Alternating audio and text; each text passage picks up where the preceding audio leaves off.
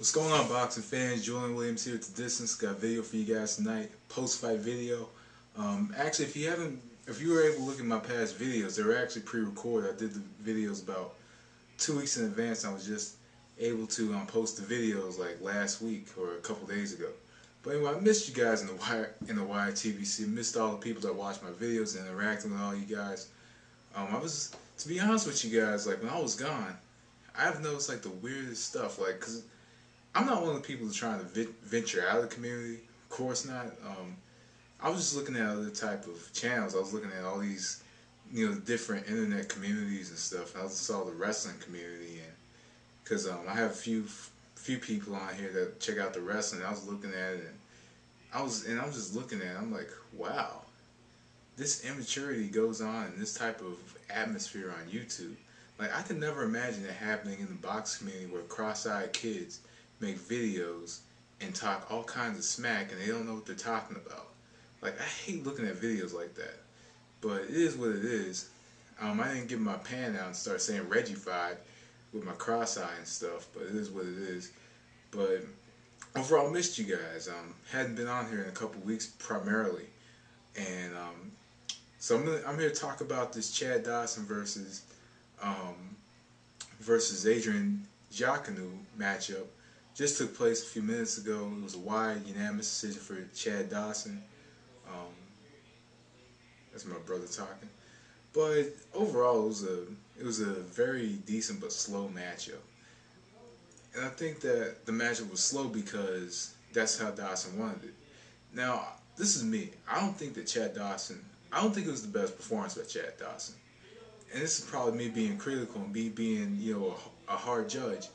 Or, a difficult judge. I just don't think it was the best performance by Chad Dawson. It just wasn't. Oh, but anyway, before I get started and get into the fight, I got Full Loco here. That's just tonight's malt beverage. But anyway, let's get started.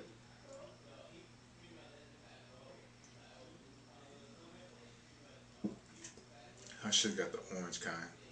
This one tastes like shit. But anyway, let's get back to the fight. Chad Dawson versus Adrian Diaconu. Chad Dawson came out in the first 3 rounds. He looked, improved. He was fighting much taller. His jab looked quite crisp, and he was more aggressive in the early rounds of the fight. Hell, I could say the first half of the fight he was very aggressive because he was able to use his jab. He moved a little bit. He didn't move as much as he did. He wasn't necessarily on his bicycle in the matchup, but just overall he was. Overall he was more aggressive. He stood in the pocket, and he was able to stand withstand some of the shots that Diaconu threw. So I scored the first 3 rounds for Dawson. I scored the 4th round for I actually scored the 4th round for Dawson, and I scored the 4th round for Dawson because Dawson was able. I think he threw more punches. He was more active in it, but there were 3 shots that landed by Diaconu that. That was just overall, that pretty much dictated, the parts of the round, but Dawson was much busier in the round, so I gave the 4th round to Dawson. 5th round, I gave to Dawson. I thought Dawson stole it at the very end of the round. I thought he stole it because, just due to the fact that, that right hook, he pretty much, got Diaconu off balance at the end of the round. So I scored that round for Dawson. Round 6, I believe I scored round 6 for Diaconu. I scored round 6 for Diaconu. Diaconu was able to stand in front of him and trade punches with him, and just was able to get inside. This started this bit of a downward shift for Dawson in a way because he started to kind of plummet a bit. His work rate started to plummet a bit. He wasn't throwing as many punches. He wasn't as aggressive, and in the 6th round, Diaconu was able to get inside. And he was able to get some power shots off, and there was a right hand that he was able to land in that round that seemed to hurt Dawson. I'm thinking this is the 6th round when this happened. 7 and 8 I did give to Dawson. I gave those rounds to Dawson because Dawson came in. He was effective. Round 8 was kind of slow, I believe. I believe round 8 was quite slow. but he was able to kind of fight in spurts. He didn't throw as many punches. I think he threw about 52 punches in that round, 52 jabs in that round. So it wasn't the busiest round, but 70 came out really quick. He came out very quickly, and you know that, and he was more aggressive in that round because Emmanuel Stewart, you know, talked to him, and he came out in the round, and you know he came out aggressive, and then you know the eighth round he came out and he was just fighting in spurts. 9, I did give to Diaconu. I gave that round to Diaconu. Diaconu, they said it hurt him. I don't think he hurt him all too much, but he was able to land that straight right hand, the shot that he should have been pressuring him with, but and it was like a left hook or something like that in that round. They landed, and but Dawson was able to land like 80% of his power shots in that round, but it is what it is. 10 and 11 I gave to Dawson. I gave those rounds to Dawson just based on pure athleticism, pure aggression, pure boxing ability. He was busier. And round 12 I gave to Diaconu. I gave that round to Diaconu just based on aggression, and he was able to land, you know, some clean power shots. And there was that straight right hand that landed perfectly. That's the shot that he should have been pressuring him with. So what do I have to say about this fight?